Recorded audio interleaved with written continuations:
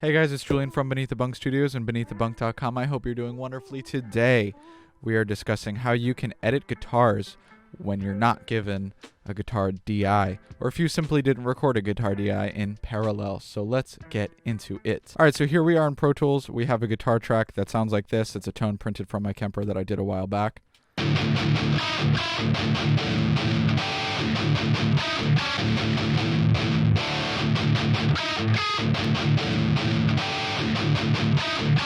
So it's already edited, but for the purposes of this video, we're going to act like it's not. And let's talk about why we want to have a guitar DI in the first place.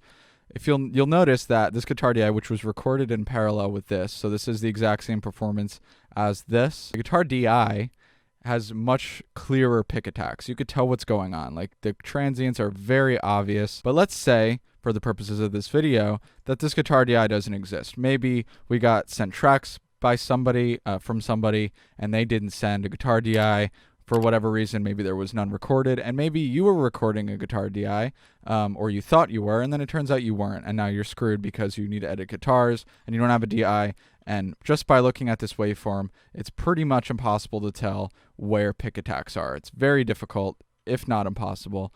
So how do we get around that? You could do what I'm about to show you in any DAW in some way. Obviously, in this instance, we're using Pro Tools, so I'm going to show you how to do it here. The first thing you're going to want to do is duplicate your track. So we're duplicating the main amp track. Now we've got a duplicate of that, and we're going to shrink this one down because it doesn't matter for the time being. And we're going to focus on this one, and we're going to select it, and we're going to go up to Audio Suite on the top of the screen. And then we're going to go to EQ, and we're going to find the stock Pro Tools EQ, EQ3 1-band or 7-band, doesn't matter, and you can use any EQ ever for this as long as you can use a high-pass filter. So we're going to select the high-pass filter, and we're going to put it around 1K to 1.5K. I'm going to go a little bit higher at 1.5K.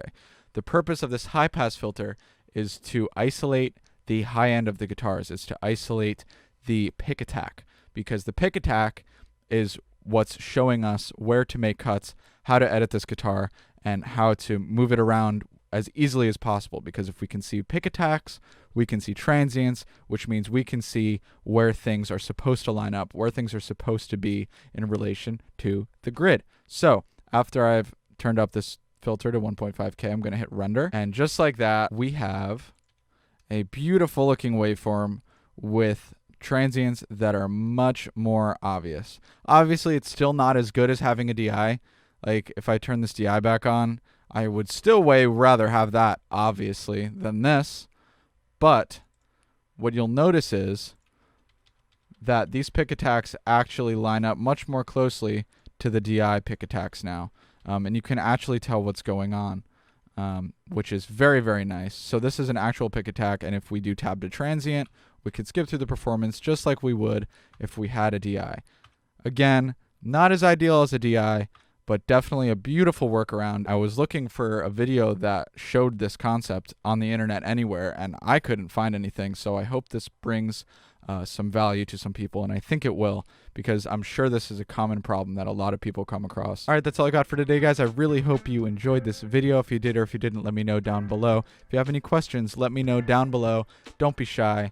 I will talk to you next time.